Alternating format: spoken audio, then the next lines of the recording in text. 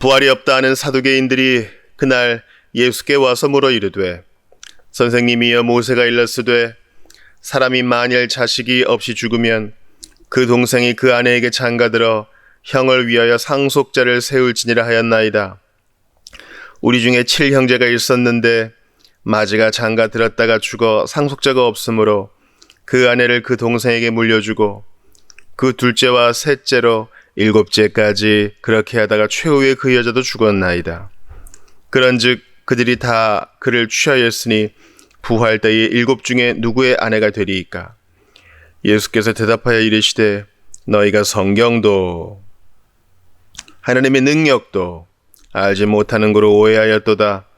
부활 때에는 장가도 아니가고 시집도 아니가고 하늘에 있는 천사들과 같으니라. 죽은 자의 부활을 논할진대 하나님이 너희에게 말씀하신 바 나는 아브라함의 하나님이요 이삭의 하나님이요 야곱의 하나님이로라 하신 것을 읽어보지 못하였느냐. 하나님은 죽은 자의 하나님이 아니요 살아있는 자의 하나님이시니라 하시니 무리가 듣고 그의 가르치심에 놀라더라. 아멘. 하나님의 말씀입니다. 하나님께 감사합니다. 어제 바리새인들과 헤롯 당원들 또 그들의 제자들이 예수님을 대적하는 것을 봅니다. 그러한 대적을 물리치시고 또 그들과 설전을 벌이셨죠. 진리를 타협하지 않으셨습니다. 대단히 피곤한 일입니다. 그런데도 또 이번엔 사두개인들의 공격을 받으십니다. 사두개인들은 바리새파에 비해서 인원은 적었습니다. 그러나 실세를 쥐고 있었습니다. 권력을 쥐고 있었죠. 그들은 부활도 내세도 믿지 않았습니다. 구약 성경을 전부 받지 않았고 모세 오경만 좀 받았습니다. 이들은 기득권 세력이었습니다. 바리새인들과 사이가 좋지 않죠. 그러나 예수님을 걸고 넘어지고 예수님을 넘어뜨리려 하고 예수를 죽이려 하는 데에는 한마음이었습니다. 왜냐하면 그들 눈에는 나사렛에서 오는 이 촌놈 랍비가 자기들 눈에 가시와 같았거든요. 우리가 이럴 수 있어요. 경건과 생명에 속한 선한 것이 우리 앞에 있는데 그게 우리를 뒤흔들려고 할 때 질투를 느껴요. 남 얘기가 아닙니다. 생각을 해보세요. 우리 같은 공동체에 내가 그래도 좀 은사도 있고 생활도 좀 오래 해서 인정을 좀 받고 있어요. 그런데 이제 갓 믿어서 회심하니까 무서운 속도로 성장하고 있어요. 그때 여러분 질투를 느끼십니까? 기쁨을 느끼십니까? 어떤 자매가 구원의 기쁨으로 이 일도 관여하려고 하고 저 일도 관여하려고 어떻게든 좀 잘해보려고 교회 안의 일들에 대해서 좀 의로운 방향을 설정하고 싶어서 애를 써요. 그럴 때 아니다 부질없는 짓이야 이렇게 반응을 보이십니까? 아니면 나는 저 정도의 선한 열심이 있는가 돌아보십니까? 남 얘기가 아니에요. 바리새인, 사두개인, 헤롯 당원들은 진짜가 왔을 때 진짜를 없애려고 그랬어요. 우리도 마찬가지입니다. 그리스도가 선한 선물을 주실 때 그것을 갖고 아멘 해야지 그걸 갖고 질투하거나 시기하거나 허튼 데 쓰거나 낭비하거나 그럴 수 있다는 사실입니다. 사두개인들은 모순적인 질문을 합니다. 부활도 안 믿으면서 부활 때에 이 계대 결혼의 끝은 어떻게 되겠냐 이걸 물어보죠. 신명기 25장에서 이 계대 결혼을 허용한 이유는 뭡니까? 지파를 보존하고 가족을 보존하기 위한 거 아니겠어요? 아마 만들어낸 얘기 같죠. 7째 형제가 다 죽고 마지막 여자까지 죽었으니 다 이제 한 여자와 결혼 한 번씩 한 겁니다. 근데 아예 없어요. 아이가 없을 때 그렇게 한 거죠. 그럼 부활 때 도대체 어떤 부부관계가 어떤 결혼관계가 남겠느냐라는 것이죠. 자기들도 안 믿는 걸 가지고 예수님께 물어봐요.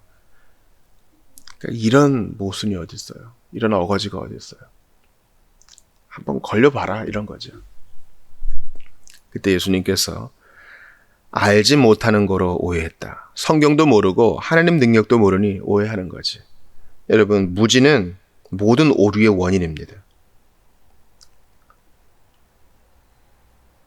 그러니까 복음을 모르기 때문에 기독교에 대해 오해하는 거예요. 물론 그 무지는 철저히 어둠의 영에 의해서 가려진 것도 있고요. 그 무지는 다분히 정서적인 것이기도 합니다. 이걸 싫어하기 때문에 듣기도 싫은 것이고, 또 하나 성령께서 그 마음을 열어주시지 않았기 때문에 육에 속한 자는 성령에 속한 것을 이해할 수도 없고 좋아하지도 않고 받지도 않아요. 여튼 그들의 무지 까닭에 부활에 대해 제대로 이해하지 못해 예수님에 대해 억측을 늘어놓는 것입니다. 참 가련한 인생이에요. 그러면서 예수님께서 부활에 대해 말씀해 주시죠. 부활 때에는 장가 아니 간다. 시집 가는 것도 없고 하늘에 있는 천사들과 같다. 천사들은 성별이 없어요. 부활 때에도 성별이 없을 거예요.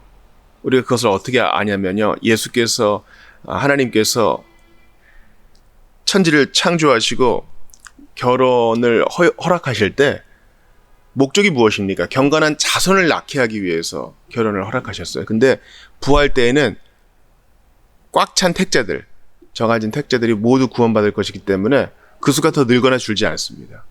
그러니까 그 안에서 경건한 자손이 나오지 않아요. 그러므로 이제 경건한 자들 안에서도 부활 때의 성별이 어떻게 있겠느냐에 대해서 갑론을박이 있으나 우리는 거기까지 딱 놓고 더 이상 결혼하는 것이나 출산이 없을 것이다. 이렇게까지는 봐야 됩니다. 그러니까 뭔가 다르죠. 연속성도 있지만 비연속성도 있죠. 땅에서의 그림자가 하늘까지 계속 유지된다. 이것도 아니잖아요. 그러니까 사두개인들은 뭘 오해했습니까? 땅과 하늘이 별 차이 없이 여기서도 결혼이면 위에서도 결혼이요. 여기서도 남편과 아니면 위에서도 남편과 아내요. 그대로 유지될 줄 알았어요. 너희 오해했구나. 그러면서 예수님께서 구약을 인용하시면서 이렇게 말씀하십니다. 나는 아브라함의 하나님이요 이삭의 하나님이요 야곱의 하나님이로라 하신 것 읽어보지 못했느냐. 모세오경에 나오는 거죠. 아브라함의 하나님이었다가 아니라 지금도 아브라함의 하나님이다. 이삭의 하나님이었다가 아니라 야곱의 하나님이었다가 아니라 지금도 그들의 하나님입니다. 그들 살아있다 이 말이죠. 하나님은 죽은 자의 하나님 아니요 살아있는 자의 하나님이라 하시면서 무리가 이제 듣고 떠나가는 것으로 오늘 본문이 맞춰집니다. 예수님이 하시는 말씀의 본의는 뭐예요? 몸의 부활 때, 몸의 부활이 분명히 있다. 사두개인들의 오류를 이제 고쳐주시고 그 부활은 이 땅에서의 것과는 다르다라는 것입니다. 여러분, 제가 이런 질문을 받아요. 특별히 사별하신 분들, 가족과 사별하신 분들이 저에게 종종 이런 거 물어봐요. 천국 가면 만날 수 있나요? 제가 단박에 대답합니다. 예, 만날 수 있습니다. 성경적 근거는 무엇입니까? 부자와 나사로가 죽음 이후에 한 사람은 낙원에서 한 사람은 지옥에서 서로를 알아봤죠. 서로를 알아봤다고요. 연속성이 있어요. 영혼은 계속 지각을 유지하고 있어요. 그러나 불연속성이 있죠. 마지막 날 천사장의 나팔이 울릴 때 우리가 새 몸을 입게 될 텐데 그 몸은 이 땅에서의 몸과 다른 거예요. 주님이 주실 새 몸은 부활체는요. 피곤을 느끼고 정욕을 느끼고 그런 몸이 아니라 깨끗하고 순결하며 하나님의 뜻에 부합한 찬양의 몸이 됩니다. 그리고 우리는 보좌를 둘러서서 내 생물과 14만 4천과 함께 찬양을 올리게 될 터인데 그들 사이에서는 서로 이 땅에서처럼 남편 아내하며 자식하며 그들끼리끼리 이렇게 모이는 게 없어요. 모두가 다 한 가족입니다. 이 땅에서의 부부관계인 인식은 있겠죠. 아, 저 형제와 저 자매와 저 성도와 나는 이 땅에서 부부관계를 유지했었지. 그때 모든 걸 인하여 주께 감사합니다. 하면서 더 이상 질투나 시기나 비교나 서러움이나 섭섭함도 없이 서로 화해하며 서로 기뻐하며 구주를 찬양할 것입니다. 우린 그거를 상상도 못해요. 제가 이런 표현을 쓴 이유는 그걸 한 번도 경험해보지 못했기 때문에 그렇겠거니 하고 받아들일 수밖에 없어요. 왜냐하면 우리는 인간의 사중 상태 중에 지금 세 번째 상태이기 때문에 네 번째 상태를 그냥 배워서 알 뿐 감히 상상도 못해요. 조금 상상해서 그 언저리를 좀 구경할 뿐. 예수님께서 성경을 통해 이것을 자세히 알려주지 않은 데는 이유가 있어요. 우리는 인간의 첫 번째 상태를 다 몰라요. 아담이 완전한 중립 상태였다는 것도 모른다고요. 한 번도 그걸 경험해보지 않았기 때문에. 아무리 지혜로운 자라도 그것이 무엇인지 구체적으로 알 수 없습니다. 어떻게 될지는 아직 나타나지 않았기 때문입니다. 그러나 믿음으로 다 수납할 수 있는 거예요. 그러니까 여러분, 신자들 중에서도 헛된 희망을 갖고 계신 분이 있어요. 거기서도 부부의 연을 놓지 않고 계속 잘 살겠다. 거기서도 내 자녀, 내 할머니, 내 가족들, 내 친구 만나서 그렇게 가족관계를 유지하겠다. 아니요. 거기서 모두가 다 가족입니다. 이 땅에서의 결혼관계의 배타성이 모든 하나님 백성들에게 확장되어서 서로가 섬기며 서로가 사랑하며 살게 되는 겁니다. 그건 장차 나타날 영광입니다.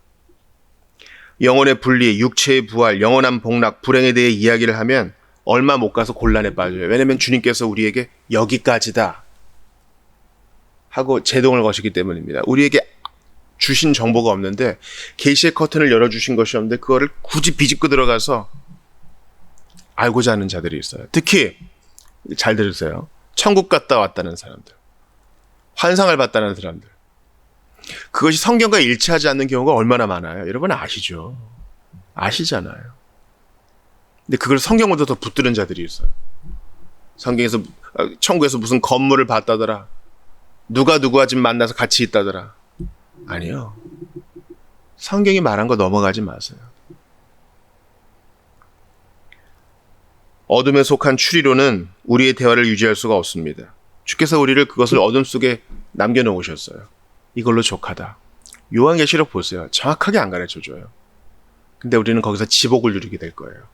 큰 영광을 공유하게 될 거예요. 더 이상 눈물과 고통이 없는 곳에서 찬송하며 기쁨으로 살게 될 거예요. 하나님은 복되십니다. 그러므로 그분께 모든 것을 맡기고 내게 이 부활의 소망 주신 주님을 찬양해야 할 것입니다. 근데 제가 좀 오늘 본문에서 여러분과 한 가지 더 나누고 싶은 것은요, 이것이 우리에게 주는 경고라는 거예요. 우리를 준비시켜 준다는 데에 참 감사를 드려요. 요한계시록이나 다니엘서를 무리하게 해석하시는 분들이 있어요. 참 안타깝습니다. 그분들은 되게 지엽적인 문제에 빠져요. 이 말의 색깔에 따라서 의미하는 바가 무엇이냐, 각 나팔의 의미는 무엇이냐, 뿔이 난 염소는 또 무엇이냐, 들이받는 것은 또 무엇을 말하겠느냐. 성경은요, 단 한 번도 이 지엽적인 것에 대해서 해석을 해내고 그것을 붙들라라고 말하지 않고 전체적인 그림을 보여주며 깨어있으라, 기도하라, 인내하라 우리를 권면합니다. 예수님이 지금 죽음을 앞두고 계세요. 며칠 후면 이제 잡히셔요. 그런데 계속 대적들이 오죠. 물론 수요일처럼 잠잠한 때도 있지만 대적들의 공격이 있습니다. 말씀을 받는 자들도 있지만 내퉁기는 자들이 훨씬 많아요. 그 예수님의 태도를 통해 우리가 배워야 돼요. 말세지말에도 그럴 거예요. 신자들이 공격을 받을 거예요. 교회가 핍박을 받을 겁니다. 그때 예수님의 태도가 우리에게 완벽한 본이 돼요. 우리의 믿음을 가지고 장난치고 대적하는 자들이 있을 거예요. 바리새인들처럼, 헤롯 당원들처럼 세금 내는 거 가지고, 또 오늘 본문의 사두개인들처럼 우리 믿음의 내용 가지고 부활 같은 거 가지고 우리를 걸고 넘어질 거예요. 그때 예수님처럼 당당하게 서십시오. 대답할 말을 미리 예비해 놓으세요. 할 말을 주시는 성령을 의지하세요. 예수님이 이런 일을 겪으셨으니 우리도 예외는 아닐 것입니다. 여러분 준비하세요. 성경 한 장 안 읽고 준비 안 될걸요? 제가 신방을 해보면요, 같이 한번 성경 공부합시다 이렇게 권하는 게 목적이에요. 근데 턱 막히는 경우가 있어요. 준비가 안 됐어. 생활의 염려, 가진 상처, 해결해야 될 일들이 산적해가지고 제안도 못해요. 매우 안타까워요. 주께서 빨리 그들의 때를 단축시켜 주셔서 시간이 얼마 없음을 깨닫고, 아, 내가 이렇게 살아서는 안 되지. 그리스도의 군사로 훈련받아야지. 이런 마음 주시기를 소원합니다. 사랑하는 여러분, 종교의 탈을 쓰고 우리를 공격하는 일들이 있을 거예요. 다니엘과 요한계시록이 정확하게 알려주잖아요. 죽임을 당하는 자도 있을 것이다. 그러나 끝까지 충성하는 자는 별과 같이 빛나리라. 주께서 우리에게 알려주세요. 지금부터 배도의 조짐이 막 보이지 않습니까? 그때 우리가 부안해동할 게 아니라 불안해할 것도 아니라 진리 가운데 굳게 서서 예수님이 하신 일을 따라가면 돼요. 그분은 도망가지 않으셨습니다. 죽을지언정 타협하지 않으셨습니다. 그리고 끝까지 사랑하셨습니다. 우리도 그렇게 하기를 바랍니다. 오늘 본문을 정리합니다. 여러분, 미국에서 크리스찬 뮤직에 상을 주는 대회가 있어요. 도브 어워드라 그래요. 도브 어워드에서 가장 많은 조회수, 가장 많은 플레이수를, 재생수를 경험한 노래가, 기록한 노래가 바로 I Can Only Imagine, 멀심이라는 밴드의 나는 그저 상상할 수 있을 뿐이죠 라는 노래입니다. 천국에 대한 노래예요. 맞아요. 그저 상상만 할 수 있을 뿐이에요. 거기에 제동을 거셔야 돼요. 거룩한 상상은 항상 제동이 필요합니다. 성경이 말하고 있는 데까지 가는 거예요. 그땐 다 알게 될 거예요. 거기에는 장가가고 시집가는 일도 없고 하늘에 있는 천사들과 같이 경배와 찬양이 우리의 가장 큰 기쁨이 될 것입니다. 이전에 싸웠던 자와 기탄 없이 화해하고, 예전에 불편했던 자와 기쁨으로 얼싸안고, 어린 양의 혼인잔치에 참여해서 극락의 기쁨에 참여할 거예요. 이 땅에서는 이 기쁨이 다 임계치가 있죠. 먹는 것도 어느 순간까지만 좋고 나머지는 고역이잖아요. 기쁨도 지속되지 않아요. 근데 거기서는 무한대로 영원히 즐거워할 것입니다. 물론 연속성이 있기 때문에 그땐 그랬지 했으나 여전히 인지하고 있을 거예요. 우리의 모든 실수와 실패를 십자가로 역전시키신 구세주를 찬양하며 손에 손을 잡고 주님을 찬양할 것입니다. 그대는 이 땅에서 수십 년간 나의 아내와 남편이었습니다. 그때 주님 주신 힘으로 우리가 서로 인내했고 서로 사랑했습니다. 그 추억을 주신 주님을 찬양합니다. 하면서 서로의 기억 속에 남아있는 구주를 찬양하며 영혼을 보내게 될 것입니다. 기억하세요. 가면 만날 거예요. 거기에 안착할 수 있도록 우리 믿음 잘 지키십시다. 마지막 때에 이러한 공격과 환난이 있을 것을 대비하면서 잘 준비합시다. 믿음으로 도망가지 말고 십자가 군병답게 앞으로 나아가시는 여러분 되시기를 주의 이름으로 축원합니다. 때를 따라 도우시고 할 말을 주시고 또 우리를 준비케 하시는 예수의 능력이 여러분을 붙드시기를 주의 이름으로 축원합니다.